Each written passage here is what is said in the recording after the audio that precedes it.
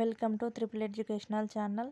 ఈరోజు మనము do, did, does వీళ్ళను ఉపయోగించి క్వశ్చన్స్ ఎలా అడగాలో నేర్చుకుందాము. హ్యాబిచువల్గా చేసే పనులకు డూ, డస్లను ఉపయోగించాలి. పాస్ట్లో జరిగిపోయిన పనులకు డిడ్ను ఉపయోగించాలి. ఫ్యూచర్లో జరిగే పనులకి క్వశ్చన్స్ చేయడానికి విల్ అనేది ఉపయోగించడం జరుగుతుంది.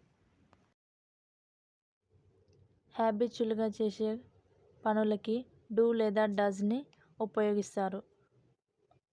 Do, I, you, we, they సబ్జెక్ట్స్కి ఉపయోగిస్తారు. డస్ అనేది షీ, హీ, ఇట్ లకు ఉపయోగిస్తారు. ఇది మనకు క్లియర్గా అర్థం కావాలంటే కింద కొన్ని ఎగ్జాంపుల్స్ ఉన్నాయి, చూసుకుందాము. Do you go to school daily?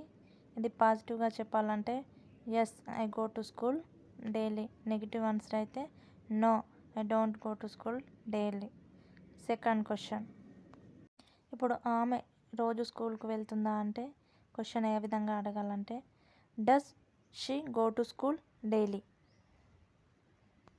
ఆమె రోజు స్కూల్కి వెళ్తుంది అని చెప్పడానికి yes, she goes to school every day లేకుంటే డైలీ అని చెప్పాలి.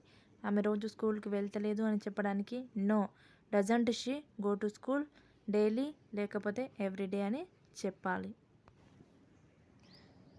నిన్న నువ్వు స్కూల్కి వెళ్ళావా అని అడగడానికి మనము did you go to school yesterday అని అడగాలి. స్కూల్కి వెళ్తే yes, I went to school yesterday అని చెప్తారు. వెళ్ళకపోతే no, I didn't go to school yesterday అని చెప్పాలి. నువ్వు రేపు స్కూల్కి వెళ్తావా అని మనం ఇంగ్లీష్లో అడగడానికి will you go to school tomorrow అని అడగాలి. స్కూల్కి వెళ్తే yes, I will go to school tomorrow అని చెప్పాలి. వెళ్ళకపోతే నో, ఐ వాంట్ లేదా will not go to school tomorrow అని చెప్పాలి. ఇలా ప్రతి sentence positive answer, negative answer పిల్లలకి నేర్పించడం ద్వారా వాళ్ళు త్వరగా అర్థం చేసుకోవడానికి అవకాశం ఉంటుంది.